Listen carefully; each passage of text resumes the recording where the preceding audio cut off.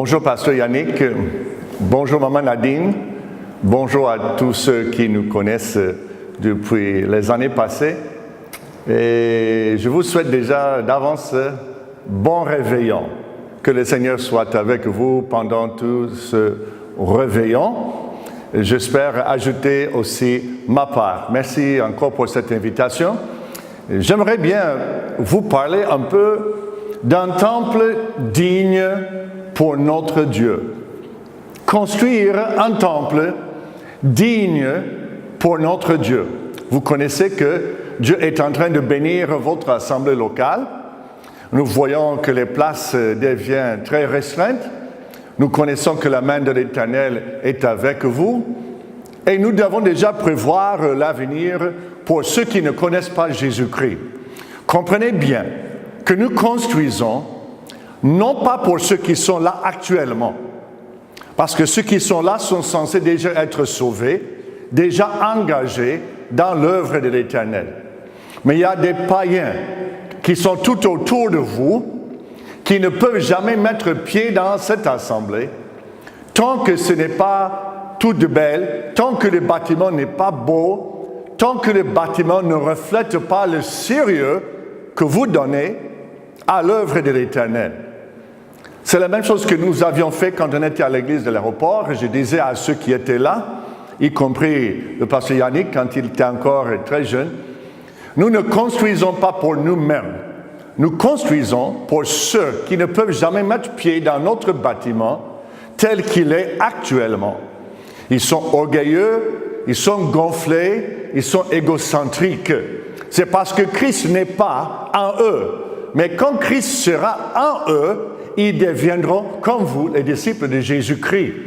Alors nous construisons l'avenir de ceux qui vont venir donner leur vie à Jésus-Christ dans cette église que vous êtes. J'aimerais bien parler de 4 adorations que nous trouvons dans la parole de Dieu qui va nous orienter un peu vers cette idée d'une église, un temple digne de notre Dieu. Vous connaissez que depuis Noé, depuis l'Ancien Testament, Adam, Noé, il y avait aussi Abraham, Isaac, Jacob, ainsi de suite. Les gens ont construit les petits autels des pierres non taillées pour adorer notre Dieu.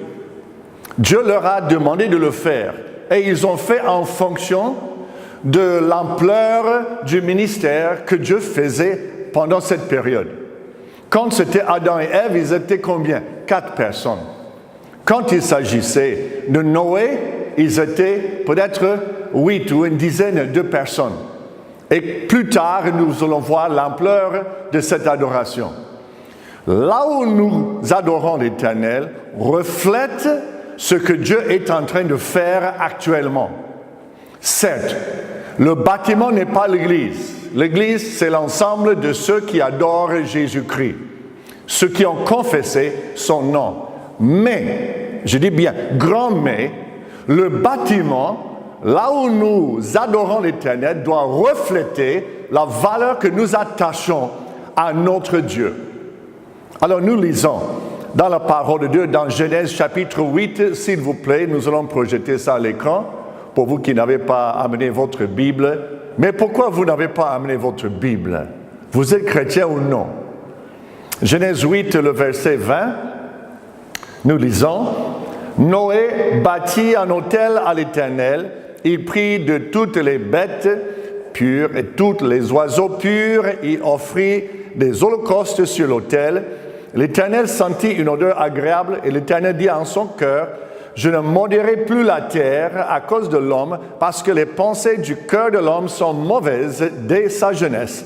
Et je ne frapperai plus tout ce qui est vivant comme je l'ai fait. » Cette adoration fut à la période que Dieu entretenait des relations avec quelques personnes. L'adoration d'un seul Dieu n'était pas pratiquée par beaucoup de personnes, vous le constatez aussi.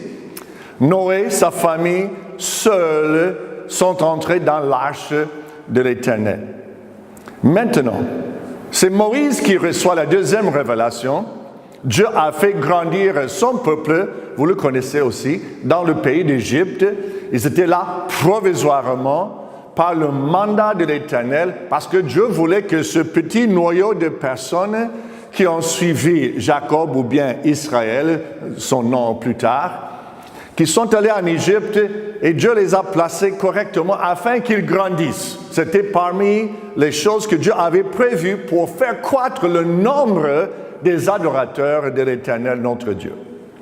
Alors Moïse reçoit la révélation que l'adoration sera faite désormais dans un tabernacle portatif. Parce que le peuple d'Israël vont se déplacer de lieu en lieu et le tabernacle doit refléter aussi leur marche dans le désert. Mais nous constatons que le Seigneur a beaucoup amélioré les matériaux de construction et la forme de construction de ce tabernacle. Ce qui a commencé avec un autel de pierres non taillées, maintenant devient un tabernacle portatif avec des séparations. Nous lisons dans Exode, chapitre 40, le verset 1er. L'Éternel parla à Moïse et dit, « Le premier jour du premier mois, tu dresseras le tabernacle, la tente d'assignation. Tu y placeras l'arche du témoignage, et tu couvriras l'arche avec le voile. Tu apporteras la table, tu la disposeras en ordre, tu apporteras le chandelier et tu en arrangeras les lampes. » Il y a un principe très fort biblique ici. L'on n'adore pas Dieu comme l'on le veut. C'est Dieu qui impose c'est quoi la forme d'adoration. Ce n'est pas moi. Comme a fait Caïn, vous vous rappelez avec Adam, ses deux enfants, Abel et Caïn. Caïn a dit, Dieu va recevoir mes tomates, mes légumes, ou bien il n'aura rien. C'est moi qui détermine ce que Dieu aura. Et Dieu a dit, pas question. Le principe biblique est très fort. Dieu lui-même ordonne le moyen, la méthode et les circonstances de l'adoration de tous ses enfants. Ce n'est pas moi, ce n'est pas vous, ce n'est pas nous qui imposons ce que nous voulons faire. C'est Dieu qui nous donne les ordres à nous de nous aligner avec sa volonté. Exode chapitre 40, ça c'est maintenant, quand ils ont fini de monter le tabernacle. Exode 40, le verset 34. Alors le nuée couvrit la tente d'assignation et la gloire de l'Éternel remplit le tabernacle. Moïse ne pouvait pas entrer dans la tente d'assignation parce que la nuée restait dessus et que la gloire de l'Éternel remplissait le tabernacle. Là où passait le tabernacle de l'Éternel, sa gloire se faisait voir. Les rois puissants et les armées terribles tombèrent à gauche et à droite. Les villes fortifiées cèdent devant le Dieu de toute la terre. L'adoration dans le tabernacle de Moïse fut la deuxième adoration.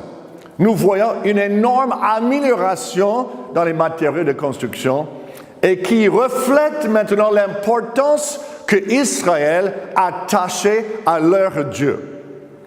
C'est David qui reçoit maintenant la troisième révélation, que Dieu a un plan nouveau pour Israël. David, vous connaissez, a construit déjà le palais présidentiel. Mais il voulait après construire un temple, une maison pour l'Éternel. Et Dieu lui a dit, non, tu ne le feras pas, mais c'est ton fils qui le fera, parce que toi, tu es un homme de sang. Tu as mené trop de batailles, tu as tué trop de personnes, mais toi, tu peux ramasser les matériaux de construction. Et c'est là où nous voyons une grande différence dans les matériaux de construction. Première adoration, pierre non taillée. Deuxième, le temple d'assignation ou le tabernacle de Moïse. Maintenant, le temple à Jérusalem, Mamanangay, c'est avec des matériaux très précieux. Ça brillait comme on ne pouvait pas imaginer. Tout était couvert d'or.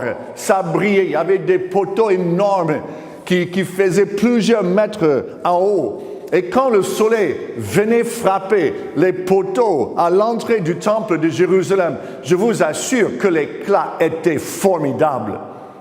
Qu'est-ce que nous remarquons? Nous voyons que la beauté de la maison de l'Éternel et la sincérité de l'adoration de Dieu attirent l'admiration de ceux aux alentours. La même nuée de gloire se reposait dans le tabernacle, dans le temple quand Salomon l'a dédicacé. Et nous voyons que la main de l'Éternel était sur Israël parce que Dieu leur a dit, voici comment vous allez construire la maison là où je vais habiter. Dieu lui-même impose le plan et les matériaux et il n'a pas accepté que n'importe qui construise. Je me rappelle quand on était en train de construire l'église de l'aéroport. Vous connaissez les briques ventilées qui sont à un certain niveau tout autour de l'église. Il y avait une équipe de gens venant de l'étranger qui était en train de monter ces briques ventilées. Et je voyais que c'était un peu flou là, leur ligne droite. Je les ai arrêtés. Ils étaient frustrés. J'ai dit, excusez-moi, ici nous construisons un temple pour la gloire de notre Dieu. Il faut que ce soit droit, il faut que ce soit aussi bien réglé. Et quelqu'un dans l'équipe a dit, mais ce n'est que l'Afrique. Ici en Afrique, on fait plus ou moins. Je dis, non. La maison de l'Éternel doit refléter le sérieux de notre adoration et la valeur que nous attachons à notre Dieu. Là encore, principe biblique très fort. La maison de Dieu doit refléter la valeur que nous attachons à l'adoration de notre Dieu. Si tu n'aimes pas Dieu, construis une baraque. Mais si tu aimes ton Dieu, mets tes moyens, mets tes efforts et mettez les meilleurs constructeurs, les meilleurs travailleurs afin que ceux qui passent, qui ne connaissent pas Jésus-Christ, puissent dire, ces gens-là, ils sont sérieux dans leur adoration à leur Dieu. Alléluia. Mais il y a une quatrième révélation que nous voulons voir. La Bible nous dit clairement que le lieu d'adoration va changer une fois de plus. Pour le moment, l'adoration est personnelle. Et nous louons l'Éternel dans nos lieux de culte respectifs. Mais il y a un quatrième lieu d'adoration qui vient de la parole de Dieu. Et ça s'appelle la Nouvelle Jérusalem. La Bible dit que le diable, l'Éternel ambitieux, le grand serpent, l'original fils de rébellion, va disputer le pouvoir avec l'Éternel une fois de plus avant la fin du temps. Tous les jours, le diable nous met le bâton dans les roues. Il nous mord le talon. Il nous complique la tâche. Mais, dites avec moi, mais Dieu lui prépare un coup final. Le livre d'Apocalypse nous apprend que Satan, à la fin du temps, prendra son courage une fois de plus pour s'attaquer à notre Dieu. Satan veut être le Dieu de cette terre. Il va rassembler ses démons, ses élites, ses guerriers pour affronter les anges de l'Éternel. Dieu lui-même ne va même pas mener ce combat. C'est Jésus, son Fils unique, qui fera la guerre avec le diable. Voici les descriptions en Apocalypse chapitre 19, le verset 11. « Puis je vis le ciel ouvert et voici parut un cheval blanc. Celui qui le montait s'appelle fidèle et véritable. Et il juge et il combat avec justice. Ses yeux étaient comme une flamme de feu. Sur sa tête étaient plusieurs diadèmes. Il avait un nom écrit que personne ne connaît si ce n'est lui-même. Il était revêtu d'un vêtement teint de sang. Son nom est la parole de Dieu. Les armées qui sont dans le ciel le suivaient sur les chevaux blancs, revêtus de fin lin, blanc et pur. Mes amis, il ne faut pas se rebeller contre ce Dieu de toute la terre. Tu crois être fort dans ton petit milieu d'influence, peut-être tu crois être fort. Attention, dans ta petite flaque d'eau, là où tu te trouves, tu crois être puissant. Mais il y a un Dieu qui est jaloux de son titre, de sa réputation et de son pouvoir. Il ne partagera jamais sa gloire avec l'homme. Regardez-moi la suite de cette action de celui qui prétend être égal à Dieu. Apocalypse chapitre 20, le verset 9. Et ils montèrent sur la surface de la terre, ils investirent le camp des saints et la ville bien-aimée. Mais un feu descendit du ciel, les dévora. Le diable qui les séduisait fut jeté dans un étang de feu et de soufre. Où sont la bête et le faux prophète? Et ils seront tourmentés jour et nuit au siècle des siècles. Alléluia. La défaite finale de Satan prépare le chemin pour la révélation finale de notre Dieu. Ce Dieu qu'Abraham louait dans le désert, ce Dieu qui accompagnait Israël dans le tabernacle dans le désert, ce Dieu qui habitait le temple à Jérusalem, va maintenant révéler sa demeure finale. Apocalypse 21, le verset 2, s'il vous plaît. Apocalypse 21, le verset 2. « Et je vis descendre du ciel d'auprès de Dieu la ville sainte, la nouvelle Jérusalem, préparée comme une épouse qui s'est parée pour son époux. Et j'entendis du trône une voix forte qui disait, « Voici le tabernacle de Dieu avec les hommes. Il habitera avec eux, ils seront son peuple, et Dieu lui-même sera avec eux. » Alléluia. Ce Dieu de toute la terre est plus que le Dieu de toute la terre.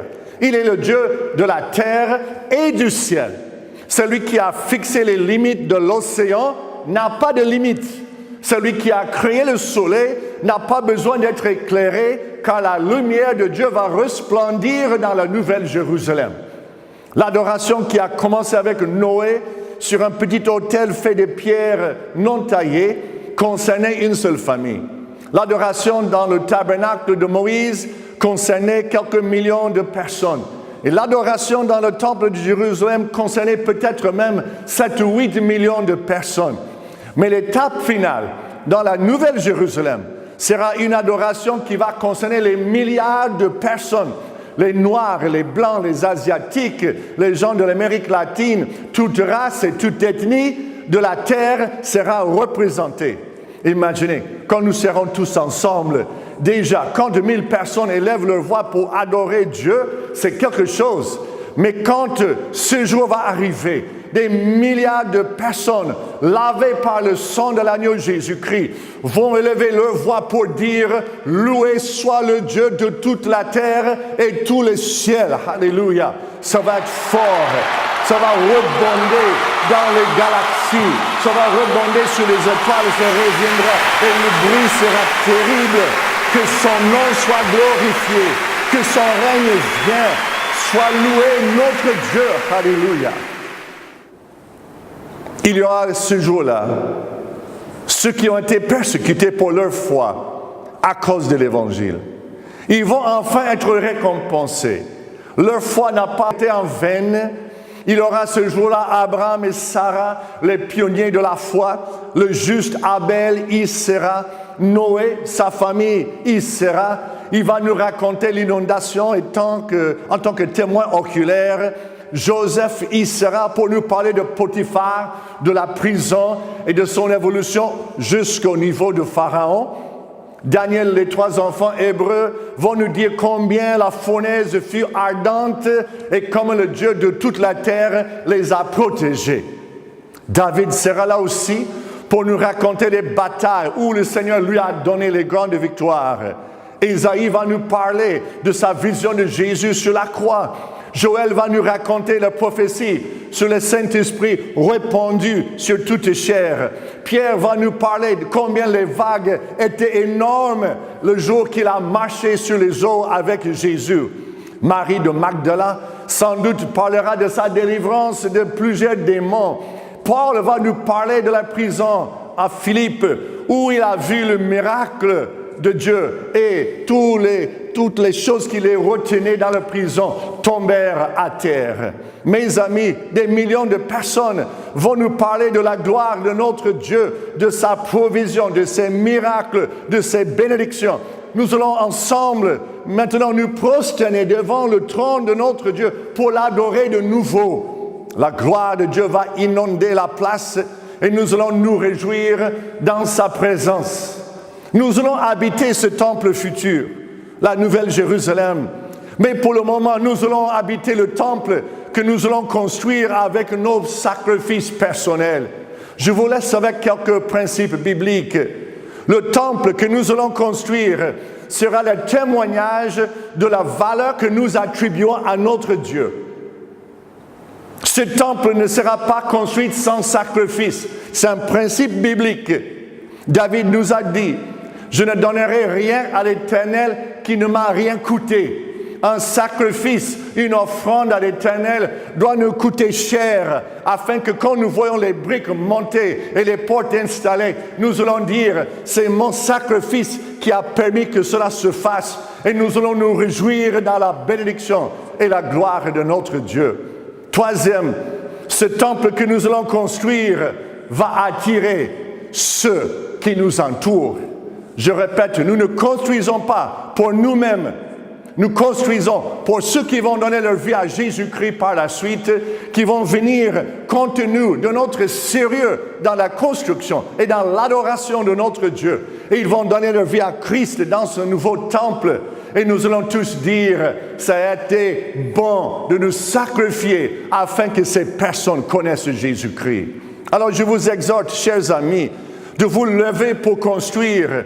Il faut acheter la parcelle, il faut prévoir les matériaux de construction, il faut payer les ouvriers. Mais quand la construction va finir, nous allons prier comme Moïse et Salomon, que la nuée de la gloire de l'Éternel descende sur notre temple afin qu'il nous visite avec sa puissance et que beaucoup soient appelés au ministère. Mes bien-aimés, construisons un temple digne de notre Dieu. Je vous lance le défi. Je viendrai voir ce que vous avez fait avec ce défi. Que le Seigneur vous bénisse, chacun de vous. Maman Janice se joint à moi pour vous souhaiter joyeux fin d'année et joyeux nouvelle année. Que le réveillon soit agréable, que Dieu soit glorifié et que nous nous engagions à faire sa volonté plus qu'on n'a jamais fait dans notre passé. Je vous bénis au nom de Jésus-Christ.